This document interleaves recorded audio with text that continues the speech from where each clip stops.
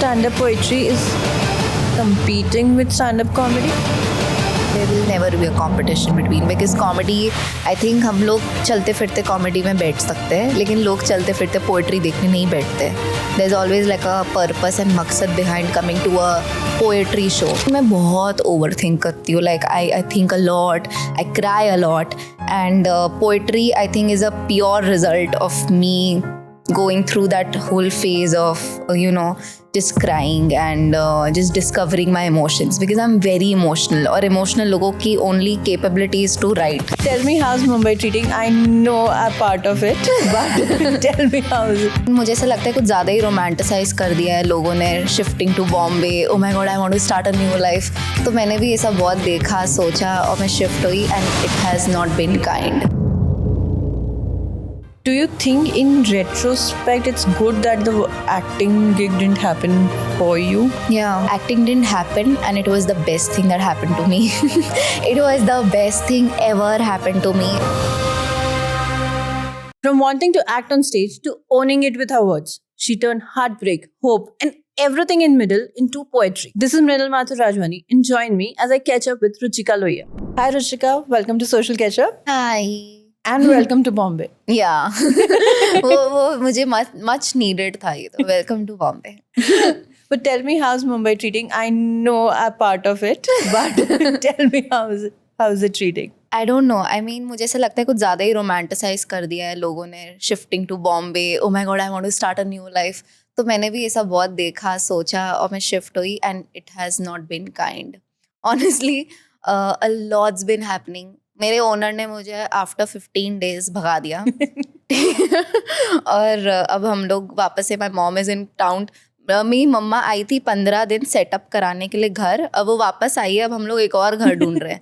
तो it's been just like घर ढूंढो. और यहाँ के घर भी चलते चलते हम टकरा जाते एक दूसरे से. सो आई कम फ्रॉम जोधपुर. तो इवन आई फील बॉम्बे से बाहर के सारे लोगों के लिए यहाँ के घर बहुत छोटे होते हैं.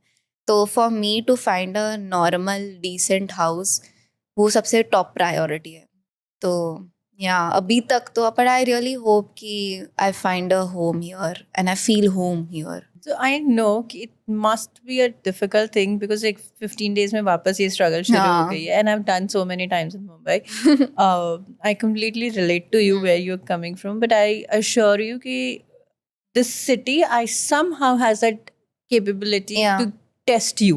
Yeah. Like they will test, are you capable enough to be Yeah, in yeah. Mumbai?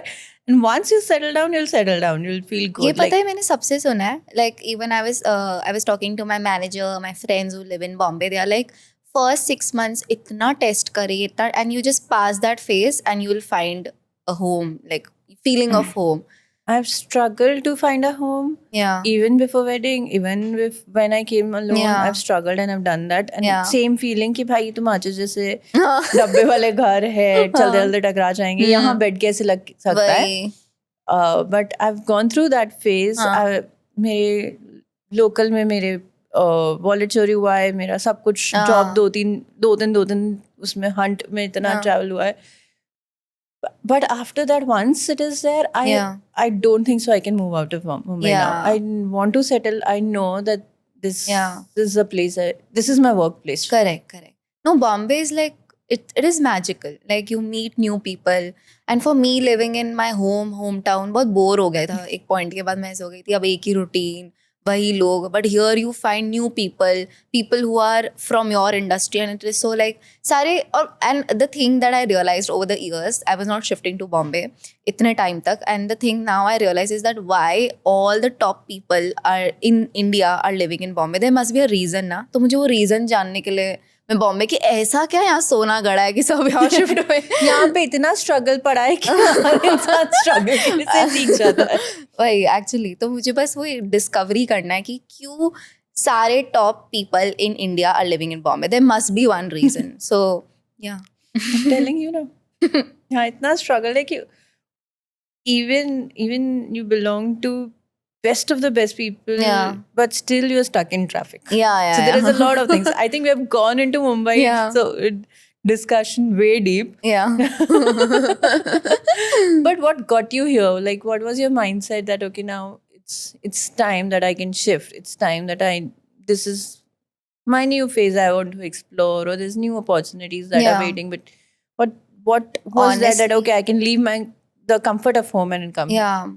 मतलब अभी तक भी I am not in that zone की फुल्ली दैट मैं शिफ्ट हो रही हूँ, क्योंकि मुझे कंफर्ट, मुझे बहुत प्यारा है, मुझे मेरा रूम बहुत प्यारा है पर only thing that made me shift is pure boredom. I was bored of the same routine and I think I am 24 now. तो मुझे ऐसा लगता है यही टाइम है I can Explore and explore life. So it was just basically that. There's no deeper reason of me shifting to. you are 24 and you Yeah. have written poems about love, about relationship, about parents and Yeah. everything around. Yeah. You tell me, were you always that kind of person when that maturity of things came to you, or this is a result of some instances that happen in your life? I don't know about maturity. मतलब the thing that I always felt was I'm very emotional.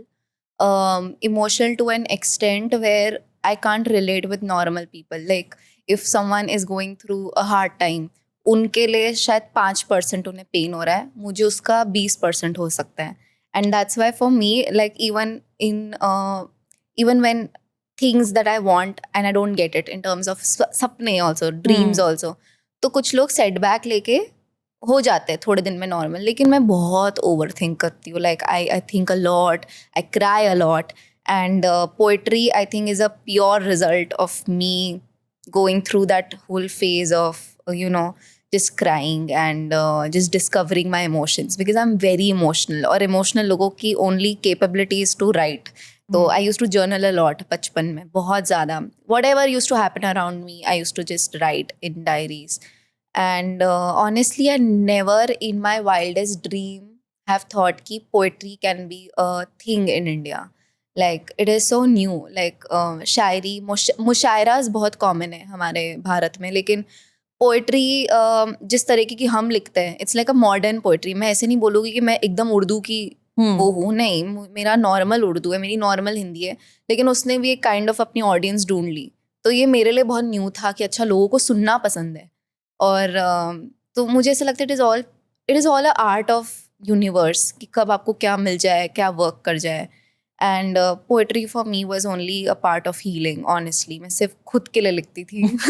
Why do you think audience like the kind of poetry you do? Because like for me, I feel that the reason could be that it's simple, it's not very complex, Yeah. it's very simple, it's understandable for anyone who's coming across your video. Yeah. I mean, generally when Urdu poems are there, or very deep meaning poems are there, you have to sit and decode them as well. Yeah. It's not like that. Yours Yeah. is majorly very Simple. nuanced, very simple kind of thing. Yeah.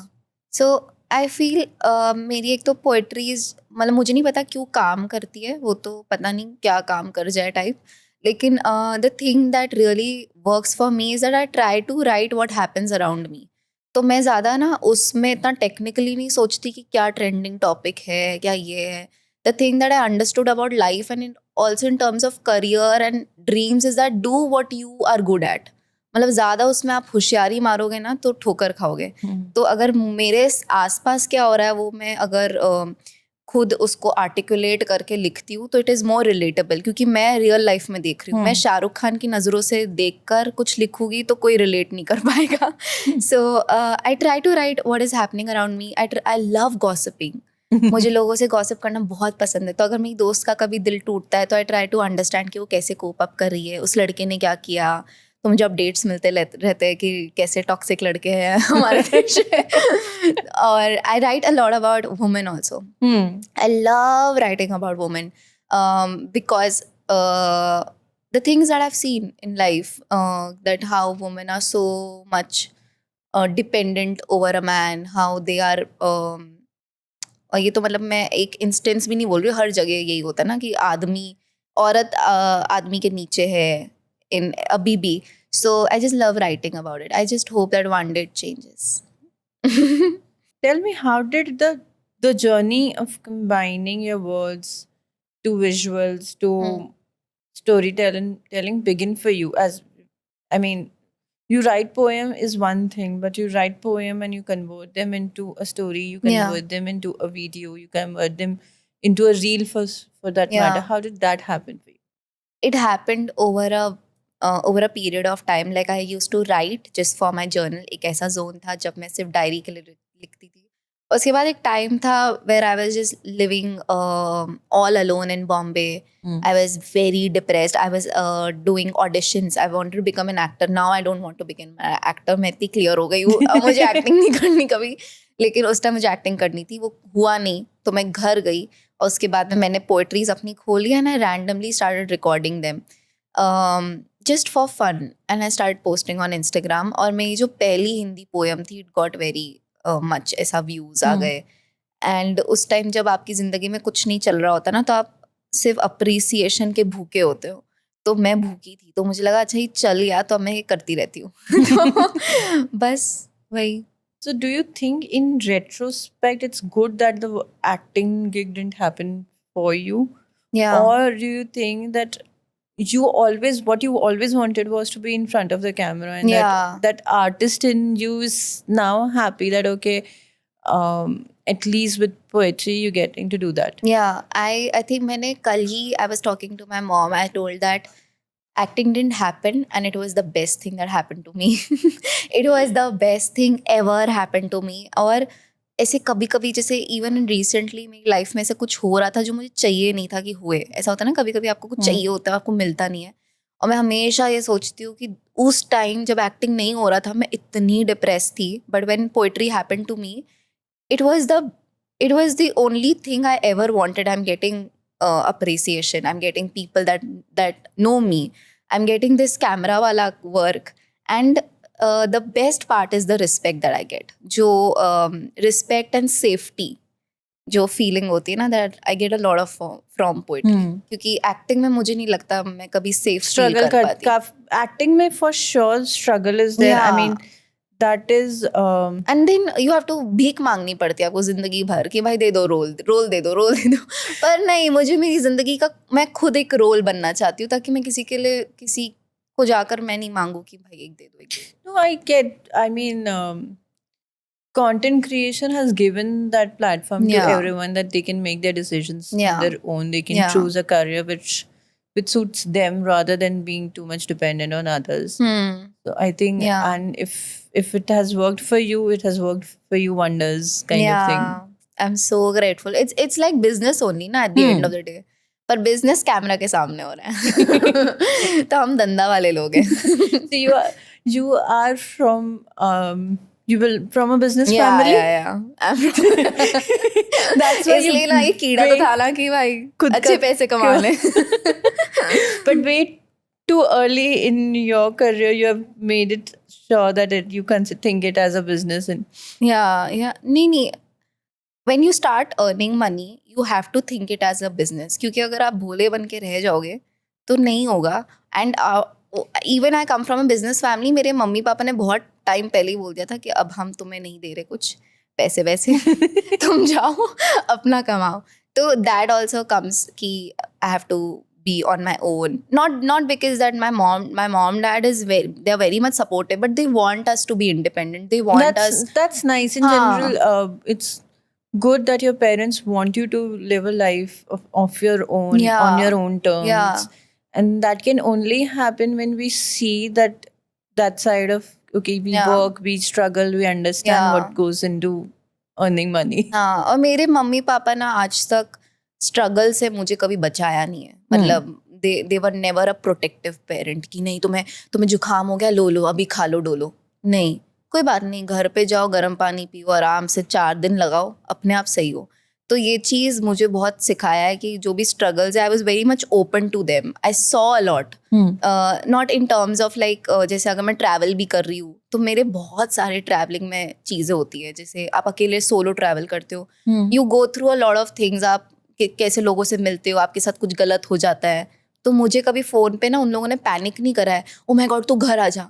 ऐसे होता है ना लड़कियों के साथ specially. नहीं, मुझे बोलते अब तू देख उधर समझदारी से जो डिसीजन लेना है वो ले, and you grow and go. तो उसके लिए I am very grateful. They are very open minded and they know कि आज के ज़माने में a girl on their feet is so important. Correct. Yeah.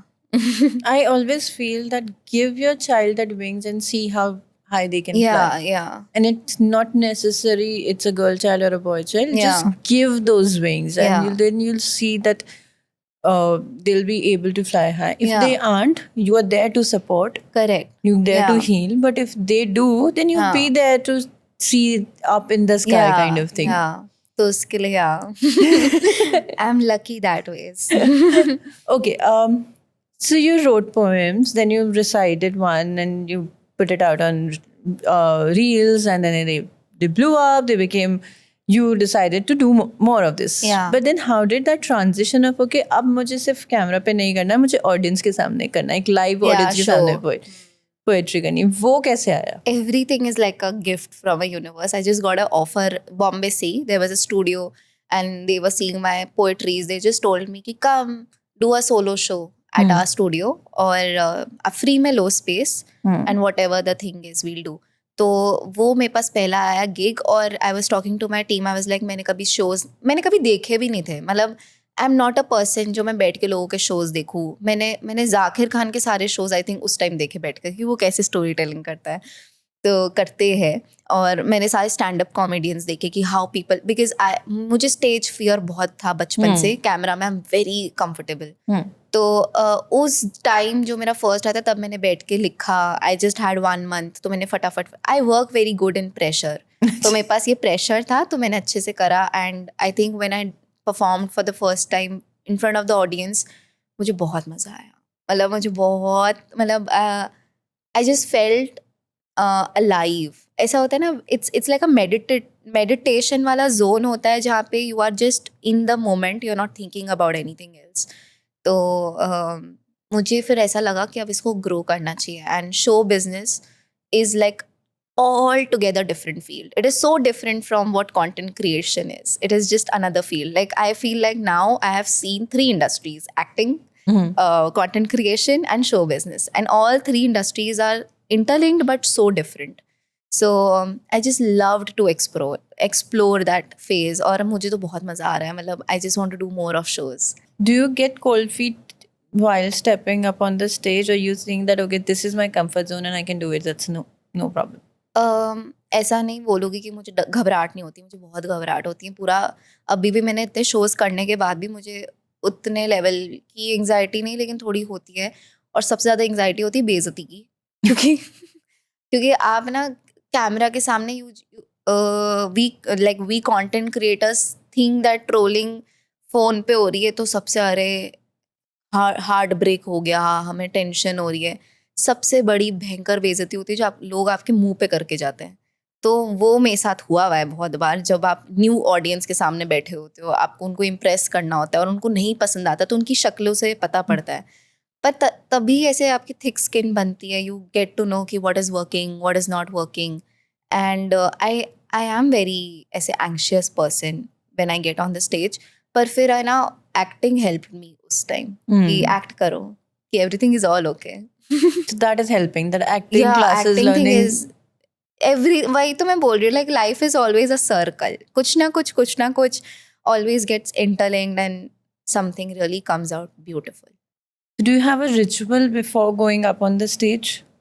मैं बस वाहेगुरु जी को बोलती हूँ, थैंक यू सो मच, मुझे आप है ना अच्छे से करवा देना, मेरी बेइज्जती मत कराना.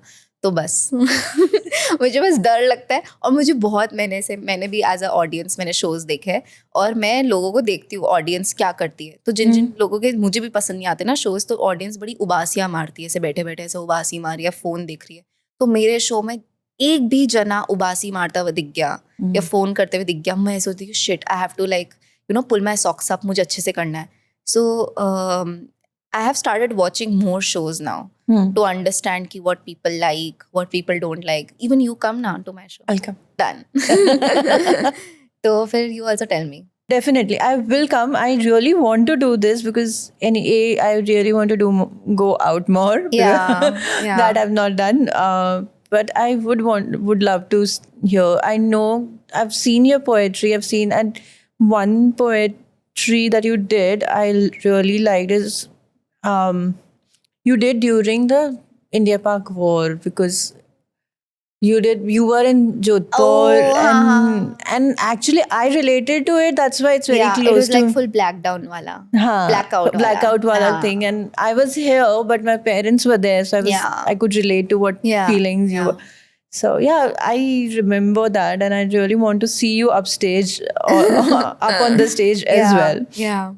And वो होता है ना कि यार अब मेरी शहर की लड़की हाँ, वो तो है. I'm any which ways I'm rooting for you for that. मतलब मैं अभी भी आपके office I and I just told my mom, you know, she is from Jodhpur, she owns this company and it is so good ना कि wow, मतलब आप इस इंडस्ट्री में आए, आपने अपना नाम इतना अच्छा कमाया कि लोग आ रहे हैं आपके पास.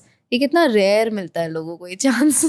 I know, I feel that thing, that I've been lucky in that sense. Yeah. But yeah, that was one of the reason that I would want to root for you, because वो bond हो जाता है. It's from the same city. Yeah, that yeah. bond is different. वही, वो तो है. We were talking about your shows, and I know that an artist, especially in a live audience, artist always feeds on the energy of the audience. So do you remember anything that happened on stage? Okay, maybe not a bad instance, but a good instance that happened, and that has pumped you up, that okay, now I can do this is happening. I love it when अभी मेरा Ahmedabad show मैंने परसों करा था. Whenever I recite poetries and they actually remember the lyrics of the poet, like the writing of my poetry, they remember each line of my poem, and I love it. जब मैं ऐसे बोल रही हूँ वो भी बोल रहे हैं. इट्स लाइक जब अपन कॉन्सर्ट्स में जाते हैं, हम लोग गाने रिपीट करते हैं ना, तो वो लोग मेरे साथ जब मेरी पोएट्री बोलते हैं ना, तो मुझे लगता है वाओ यार, मतलब इस बंदे ने कितनी बार सुनी होगी कविता मेरी कि उनको याद हो गई. And whenever someone does that, it just gives me ऐसे thrills. And even at the end of the show so many people come to me and जब वो बोलते हैं ना कि मेरे लाइफ में ये हो गया, ये दुख और ये any tragedy whenever happens, so they come back to this poetry. It really helps them. तो मुझे ऐसा लगता है wow. And there was this couple who got married and the guy proposed her through my poem. So ऐसे so there's so many. तो I was like कि मुझे तो ऐसा नहीं हो रहा, मतलब आपकी जोड़ियाँ बन गई. कौन है वो लड़का जो कहाँ है वो जो लेकिन मेरी पोएम मेरे पे नहीं मार रहा है? सच में ना, पोएट्री से आप लोग के कपल बन रहे हैं, यहाँ कुछ नहीं होने वाला. But whoever wants to propose, Ruchika, you know what you have to do. एक अच्छी सी कविता सुना दो. Okay, this I've given an idea right in front of your mom, so she's gonna kill me. My mom is like very ऐसे open about it कि भाई कर लो जो करना है, अच्छा लड़का. Well, Rajika, tell me, what is your writing process? Do you have a corner? Do you have a zone that, okay, this is how I would want to, this is my mindset? Yeah. Do you have a ritual for that? Not as a specific ritual. It is mostly when I was at home, only thing that I needed the most was coffee. मैं बहुत सारी coffee P के फिर मैं लिखने बैठ जाती थी. And at the end of the day ना, ऐसे लोग बोलते हैं राइटर्स के लिए that you have to be in a mood, कि हमारा राइटर्स ब्लॉक हो गया. भाई everything comes down to discipline. क्योंकि राइटर ब्लॉक मैंने भी करके देखा था, 2 महीने कुछ नहीं लिखा. It was all because of my लेजीपन. ठीक है. और वो और अपना mind is like very very easy to go to a lazy वाला जोन. उसको आराम चाहिए. और अगर आप खुद के लिए डिसिप्लिन हो सकते हो ना कि नहीं मुझे 1 घंटा बैठ के लिखना है, तो कॉफ़ी लेके मैं बैठती थी, खुद को ऐसे पुश करती थी even on days when I didn't feel anything. पर ऐसे पुश करके कॉफ़ी लेके बैठ के मैं ऐसे लिखती रहती थी, कुछ ना कुछ तो निकलेगा. एंड व्हेनेवर यू थिंक ना कि आज तो सबसे गंदा लिखने वाली हूँ, उस टाइम सबसे बेस्ट हो जाता है. But how do you push yourself to write for emotions? I know you can't feel all the emotions that you're writing about. Yeah. But you do have to feel some sense of being in that zone. I mean, you're not, because poetry specifically is not something that you can just blank write or ChatGPT से discuss कर लिया या something like you. It has to come from your heart. Yeah. How can you do that when you don't feel like working or you don't feel any emotions that time? एक बात बताना, whenever we don't do anything, तब भी अपना दिमाग तो चलता ही है. There is no state ever unless you are meditating कि अब आपका thoughts नहीं आ रहे. our brain is formed in a way जब thoughts आते ही it never stops. And whenever I'm in a bad mood also, there's a thought, क्या वो thought क्या है किसकी वजह से मेरा बैड मूड है, उस पे चलो लिख देते, उसे आज गाली दे देते तो और अगर सपोज मैं पेन फील कर रही हूँ फिजिकली, तो मुझे किस चीज़ से चोट लगी है, मैं कहाँ गई थी तब चोट लगी, मैं किससे उधर मिली, तो it is like very interlinked कि मैं अपने पास्ट में चली जाती हूँ, मैं उस इंसिडेंट पे चली जाती हूँ जहाँ से मैं अभी ऐसा फील कर रही हूँ. सो और राइटिंग एक ऐसी चीज़ है ना कि आप एक्सप्लेन ही नहीं कर सकते वो कहाँ से आ रही है, because at the end of the day it all comes down from, it's a divine energy, ठीक है. और आप बैठ के वो इतने ऐसे जोन में बैठ के लिखते हो ना कि मैं उसको एक्सप्लेन भी नहीं कर सकती मेरे वर्ड्स कहाँ से आते हैं, क्योंकि ऑनेस्टली मैंने इतनी पढ़ाई करी नहीं है उर्दू में या हिंदी में, मुझे भी नहीं पता कि ये वर्ड्स कहाँ से आते हैं, तो पता नहीं. No, because my job as a professional is to write or to work on things that are writing related. Maybe not that poetic or not that deep, maybe not storytelling for sure. But we are writing couple of things. We do have that leverage of, like I said, leverage of research bit or something like that, to take inspiration somewhere from. And we know that, okay, this is my niche. I have to write for this industry. But when I do that, a lot of times when I have to write, because I have to write only once a week or twice a week, or more than that, I have to write more questions for the interview. But for that also, I have to sit, I have to sit on my desk, any desk, but I have to sit. I have to have my laptop so that I can do a little bit of research, do a little bit of writing, and all those things together. So that is my ritual. I cannot do it on phone. I can't do it just sitting anywhere. I need that kind of disciplined place that, okay, I'm sitting on a table chair. And I'm either plugged in or alone at home, and then I'm doing. मेरा बहुत ऐसे random जगहों पे thoughts आते हैं. मतलब मेरे साथ ऐसा होता है, मैं सोने जा रही हूँ, आधी नींद में एकदम से एक लाइन आ गई, मैं किसी के बारे में सोच रही हूँ, और फिर मैं वॉइस नोट कर लेती हूँ, उसके बाद सुबह उठ के मैं लिखती हूँ. या मैं किसी के साथ बैठी हूँ, मैं उसकी हरकतें देख रही हूँ कि अरे ये तो मैंने ऐसा कुछ देखा है पहले, तो मैं लिख देती हूँ. And a lot of women related issue comes from कि मैं जहाँ बैठी हूँ मैक्सिमम टाइम मैं अपने रिश्तेदारों के पास बैठी हूँ, वो कैसे अपनी वाइफ्स को ट्रीट कर रहे हैं, वो बेचारी क्या फील कर रही है, तो मैं उस टाइम ही घर जाके मैं गुस्से में लिखती हूँ. Lot of my poetry is a result of anger. ठीक है, it is just anger that I am putting out there on internet, and my family is so scared because they are like, जो घर में हो रहा है तुम सब बता रही हो वहाँ पे जाकर, तो प्लीज हमें रहम करो. इसीलिए भगा दिया. हाँ, इसलिए तू जा, तू उधर का लिख, हमारे घर का मत लिख. Okay. Tell me, Ruchika, you've started writing poems for yourself, right? And how is writing a poem for real different than that? And for sometimes for brands also. Brand वाला तो बहुत ही फनी है, but I think for myself, I started because of my heartbreak that happened when I was very young. तो उस time मैंने poetry लिखनी चालू करी थी. For reels it becomes that मैंने अपना हॉरिजन बहुत ऐसे कर दिया. Like I was just writing इतना for a heartbreak. Now I have opened up इतना सारा, because now I have to think not as Ruchika but also as any random person what they feel. जैसे अगर मैं बॉम्बे आई हूँ, यहाँ पे कितने लोग बेरोजगार हैं, कितने लोगों को पैसों की प्रॉब्लम है, कितने लोगों की फैमिली इश्यूज है, उनके घर में क्या हो रहा है. तो अब ना मैं टॉपिक्स ले लेती हूँ कि क्या क्या होता है. तो मैंने अपना हॉरिजन वैसे बढ़ा दिया for reels, because I know for a fact that मैं सिर्फ राइटिंग सिर्फ खुद के लिए करोगे तो जर्नल तक ही रहेगी, आपको लोगों के लिए करनी पड़ती है. At the end of the day career बनाना है तो करनी पड़ेगी. And for I think this brand wala part, I do it for just money. I love getting paid. So you do it, and even when they like it, I'm very glad that कि whoever I have written for, they loved it. तो जब तक वो चल रहा है और जब तक भगवान साथ में है तब तक चलता रहेगा.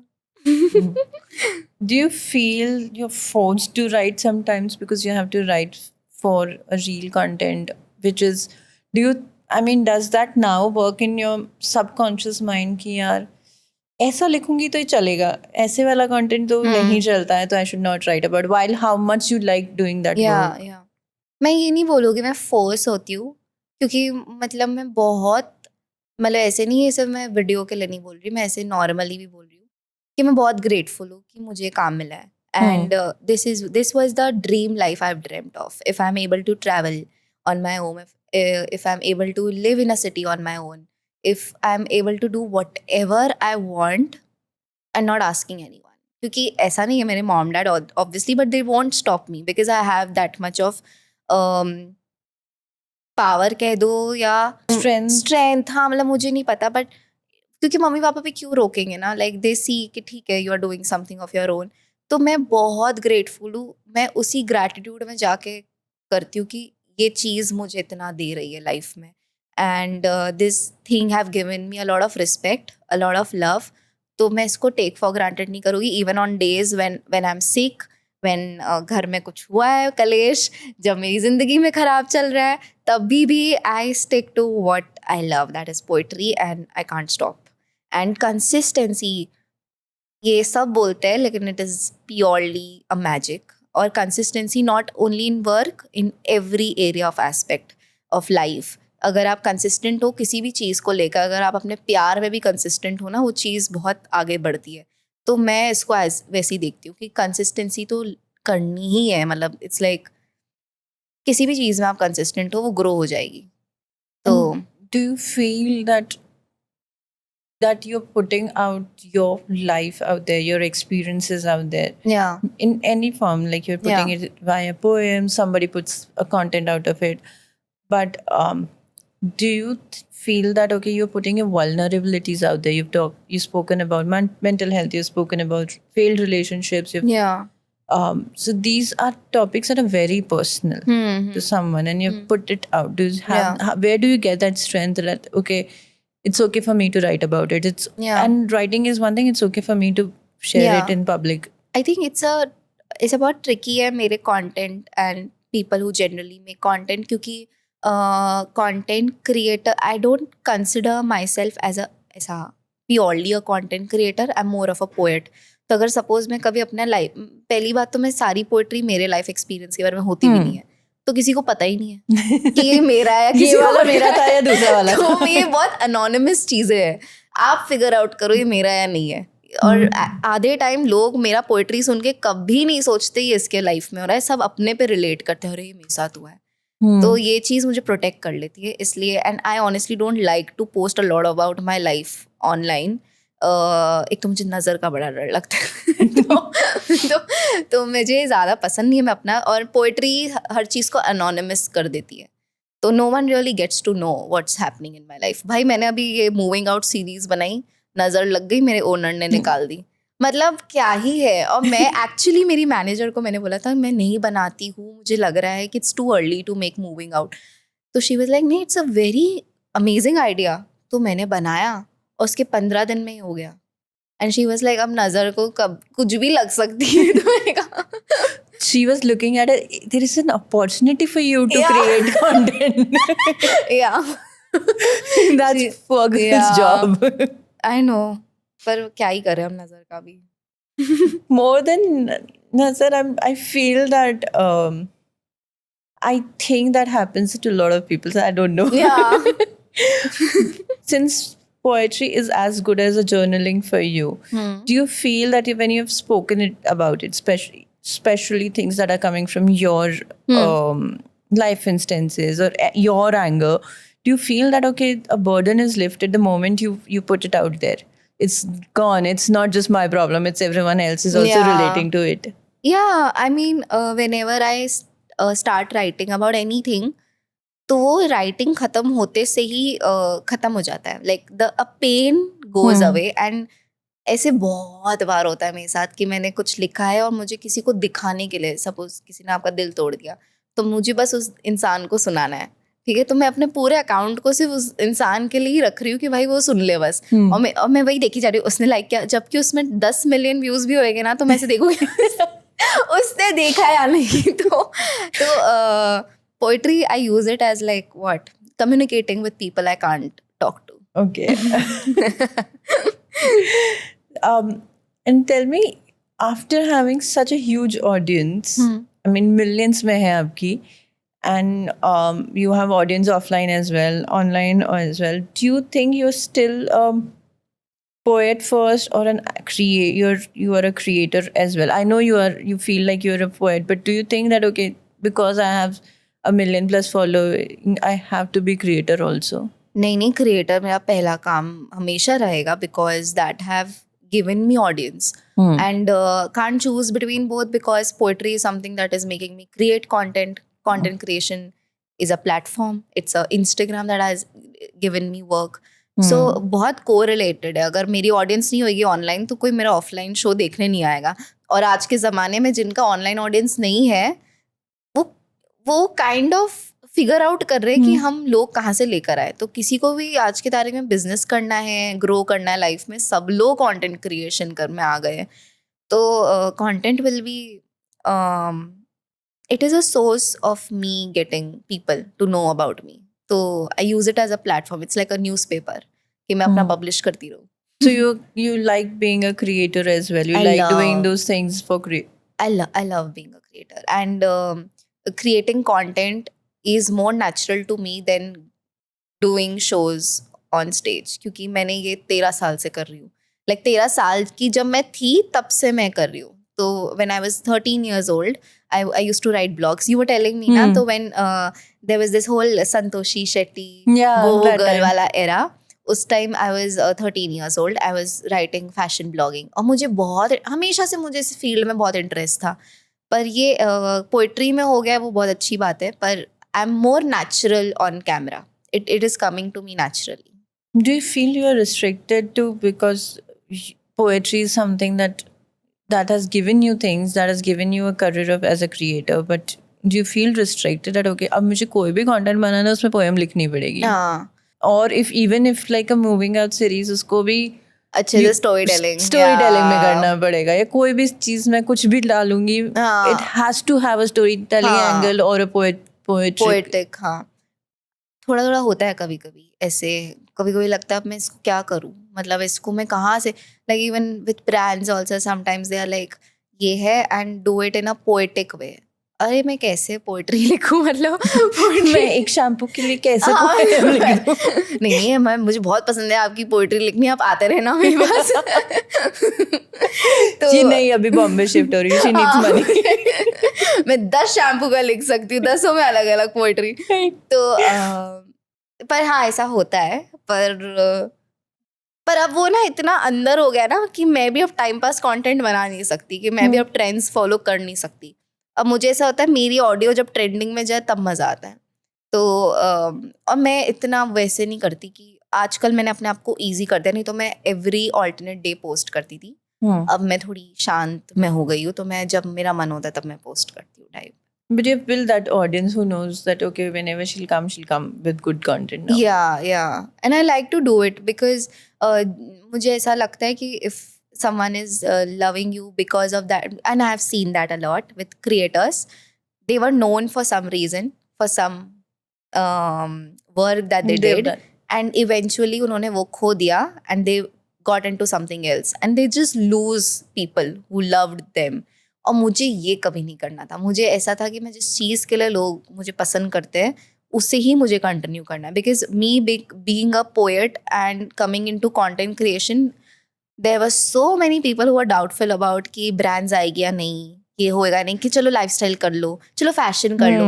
पर मुझे वो लूज नहीं करना था because when comedy came in the seen it was also very new. So poetry is very new and I am very glad that I M one of them. Poetry is new, women's stand-up is still finding its place. Yeah. Tell me, what's the biggest challenge you have when you have to build a career again around words? Yeah, around your words, because so I'm like, it's a follow-up to what we were discussing also, because you have one thing that everyone says in content creation, that you have to keep evolving. Yeah. And for you have to keep evolving with words. Yeah, with wordplay. Yeah.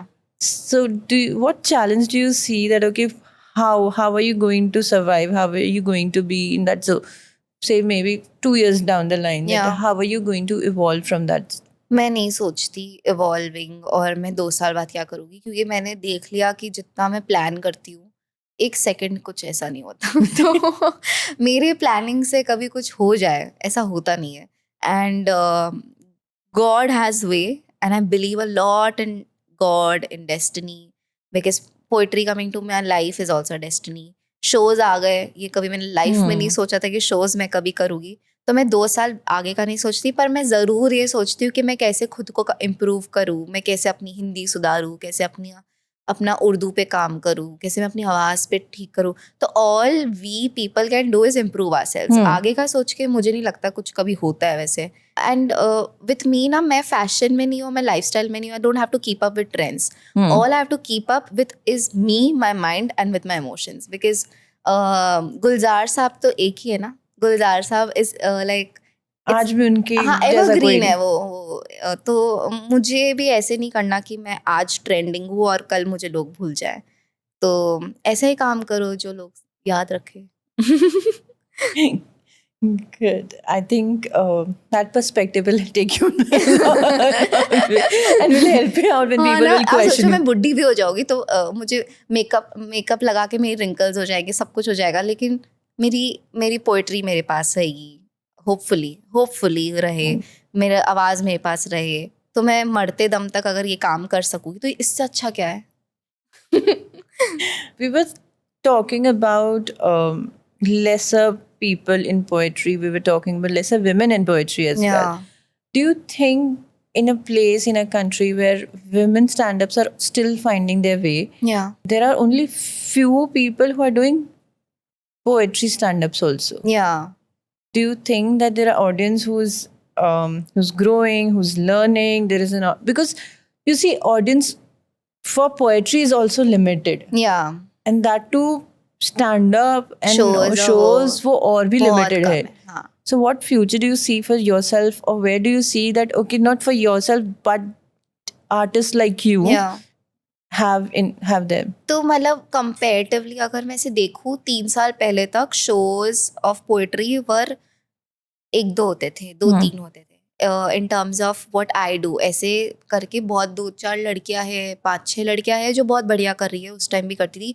लेकिन 3 साल में बहुत grow करा है। Number of audience have increased, they are also kind of enjoying poetry a lot. तो ये जो transition हुआ है, ये अभी में बहुत ज़्यादा हुआ है, और मुझे लगता है कि होगा, क्योंकि स्टैंड अप ने भी अभी, stand up comedy, when we say comedy ने भी अब बहुत बड़ा अपना स्टेज मुकाम अपना हासिल कर लिया। तो मुझे लगता है पोएट्री भी कर लेगा उतना। And if people are following me on Instagram, ऐसे करके बहुत सारे पोएट्स को अगर फॉलो कर रहे, there will be people who would love to listen to us. तो it is all a game of numbers at the end of the day, कि आपके सोशल मीडिया पे कितने लोग आपको प्यार करते हैं, और उसके बाद अगर आपकी स्ट्रॉन्ग कम्युनिटी, वही आके आपको सुनेंगे, और वो स्ट्रॉन्ग कम्युनिटी तभी बनेगी जब उनको इंटरेस्ट होएगा पोएट्री का। और people are listening to poetry nowadays. I feel they are listening more to poems. और वो feeling of being in a show, listening to them, it's just like आप 1 घंटे के लिए अपनी दुनिया शोर से सब हटकर आप सिर्फ सुन रहे हो, तो उनको मजे आ रहे हैं। तो मुझे ऐसा लगता है कि ग्रो तो होगा, because number of audience is increasing day by day. And do you think stand-up poetry is competing with stand-up comedy, or you do think that there is an audience for both the Very things? They are different. very different. Very different. मतलब there will never be a competition between, because comedy, I think हम लोग चलते फिरते comedy में बैठ सकते हैं, लेकिन लोग चलते फिरते poetry देखने नहीं बैठते। There's always like a purpose and मकसद behind coming to a poetry show, कि maybe they are not feeling good, they want a सुकून, तो वो poetry। पर comedy की audience मुझे लगता है हमेशा ज़्यादा रहेगी, क्योंकि comedy है, comedy की वो है। लेकिन poetry will become like a music, I feel. It should become like a soulful music to people. And who do you would want to collaborate if you've given a chance that anybody in the world you can collaborate? Do you have anyone? Yeah. Is there any person as a role model that you have, or anyone you see that, okay, this is one collab I'm really looking forward to? I love, okay, there are 2 girls that I love in world ना, तो एक तो है Selena Gomez Hmm. And एक है Olivia Rodrigo. And they both, I don't like it because I don't like Selena because of her acting or whatever, but I love what she writes. उनकी जो music है, Hmm. मैंने बचपन से उनका बहुत सुना है गाने, उनके concerts. I use to follow her a lot. Same goes to Olivia Rodrigo. The way she writes, she's just now 20 years old, and 18 में she was like world popular. She won इतने सारे awards and everything. So I love the way these girls write. Hmm. And I would love to meet them. And क्योंकि उन्होंने भी music सोच के लिखना नहीं चालू किया था. They just started writing and then they converted into music. So I just want to know कि कैसे किया. मुझे सोचना है. Yeah. Coming on a lighter note, do you have one go-to line that gives you your one go-to line that gives you strength on days that, okay, if I've written that, if I go back to that, I can do this also? Any, like, people have a mantra in life. Do you Yeah. have your own line as a mantra? It is तेरी किस्मत दा लिखिया तेरा तो कोई खो नहीं सकता. कि तेरी किस्मत दा लिखिया तेरा तो कोई खो नहीं सकता. जे उसदी मेहर होवे तो तेनू ओ भी मिल जाए जो तेरा हो नहीं सकता. कि जो तेरा हो नहीं सकता. That's so sweet. I think that should be your mantra. Yeah. Leaving it all. Letting it all go. And is there any line your people, your friends will quote you back? ये मुझे बहुत लोग, मेरे जो दोस्त है वो मुझे ऐसे बोलते हैं. तो मेरी एक पोएट्री थी. It was about broken friendships. It goes like, वो मेरा बेस्ट फ्रेंड था, इससे ज़्यादा पेनफुल तो हार्ट ब्रेक भी नहीं है दोस्त. तो है ना, ये मेरे दोस्त मुझे बहुत छेड़ते हैं, कौन है वो तेरी बेस्ट फ्रेंड? हम ही तो है, हम तो कहीं नहीं गए. तो वो मुझे बहुत, वो लोग ऐसे हाँ, मतलब उन लोग को लगता होगा ना कि किसके बारे में लिख दिया है. हाँ. और लकीली ऐसे मेरी कोई दोस्त बेस्टी कभी मुझे छोड़ के नहीं गई है. और मुझे तो लगता है जो दोस्त मुझे छोड़ के चले गए वो मेरे दोस्त कभी थे ही नहीं. तो पर वो मैंने किसी के लाइफ इंसिडेंट के बारे में लिखा था. तो वो लोग मुझे बोलते हैं, कौन है वो मेरा best friend? If from 10 years from now, if someone, I know you don't think आगे का इतना, but if 10 years from now, if someone has to remember Ruchika, how should they remember you? I feel I'm a very kind person. I've never done intentionally bad to anyone. और मैं ज़्यादा वो भी नहीं हूँ, बदतमीज तो नहीं हूँ मैं. तो I feel like whenever people will remember me, they should remember me as a sweet, kind, someone who is emotional and someone who is beautiful. तो people should remember me कि मैं बहुत खूबसूरत हूँ. वो मेरे लिए पहला है सबसे. लाइक इवन इन शोज ना, मैं मम्मी को बोलती हूँ, शो के बाद सब ऐसे बोलते हैं, वाह शो बहुत अच्छा था, ठीक है. और फिर बहुत सारे लोग आके बोलते हैं, आप कितने सुंदर. ठीक है. तो मुझे सबसे ज़्यादा, एंड ऐसा नहीं कि सब, मुझे बहुत सारे क्रिएटर के जो फैंस होते हैं वो ऐसे बोलते हैं ना आप सुंदर हो, लेकिन मुझे सबसे ज़्यादा किक तब मिलती है जब मुझे कोई आके बोलता है आप खूबसूरत हो. क्योंकि बचपन में से मैं सोचती हूँ मैं इतनी गंदी दिखती हूँ, इतनी गंदी, मुझे इतने साल लगे मुझे खुद को मानने में कि मैं ढंग की दिखती हूँ. तो अब कोई मुझे बोलता है आप अच्छे दिखते हो तो मुझे बहुत मज़ा आता है. मतलब उनको, मैं तो होती थी कि तुम्हें लगा नहीं था मेरे रील्स देख के कि मैं अच्छी दिखती हूँ. पर मुझे मैं नहीं लगती थी ना. मतलब ऐसा होता है ना कि आपको जब लगे तब वो अलग. लाइक अभी भी मुझे ऐसा लगता है मुझे एक्सटर्नल वैलिडेशन चाहिए रहता है कि मैं कैसी लग रही हूँ, मैं कैसी लग रही हूँ. 10 बार मैं लोगों से, मुझे कैसी लग रही हूँ, सही लग रही हूँ.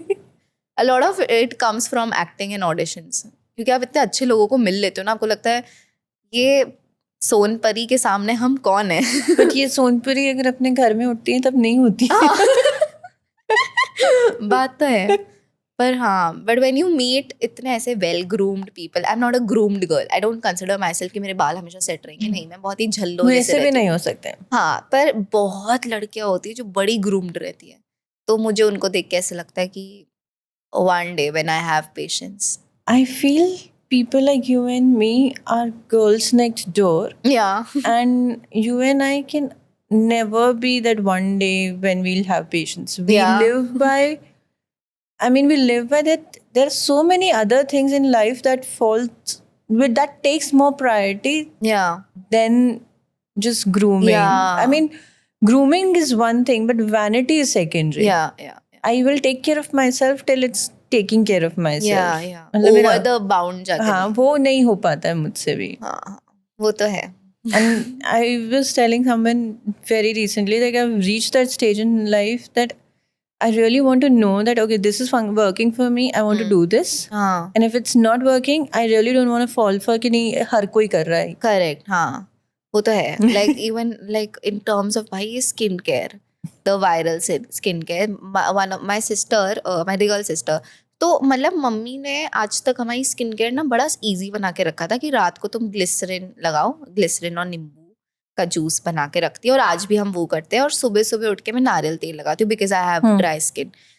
पर and we both have normal skin, मेरी और मेरी बहन की. उसने लेकर ये सब वायरल चीज़ें देख देख के उसने स्नेल म्यूज़ मंगवाया, उसने यूज़ किया एंड शी गॉट एलर्जी. उसके बाद हमें जाना पड़ा, उसका फुल ट्रीटमेंट हुआ. सो आई एम जस्ट लाइक कि भाई कितने लोग इतना इन्फ्लुएंस हो गए सब प्रोडक्ट, मतलब 10 स्टेप स्किन केयर रूटीन आपको ज़रूरत भी नहीं है. मतलब आपकी स्किन इतना अब्जॉर्ब कर भी नहीं पाती है. और स्नेल म्यूज़ आप क्या लगा रहे हो, मतलब स्नेल का क्या होता है उसका गंदा I mean something. yeah but how can you put all these on your skin? And आधी trending चीजें they never really work in real, so you need to figure out what really works for you and then leave it all. And there are things that really works well. वो नहीं बोल रही हूँ, पर मतलब जो मुझे लगता है रूट्स को नहीं छोड़ना चाहिए. और वो भी when it comes to skin care मुझे लगता है ज़्यादा हरकतें नहीं करनी चाहिए स्किन के साथ. I like how हम पोएट्री से हम डिस्कशन अलग जा चुके स्किन केयर, हम स्किन केयर पे जा it's just girls thing. We've discussed how poetry is for someone in life. We have seen that there's a physical impact that is happening. But do you see that? Do you look at it as an impact beyond likes and shares? Because you're a creator also, Yeah. and likes and shares is as equally important for you as anything else, as Yeah. creativity is. Yeah.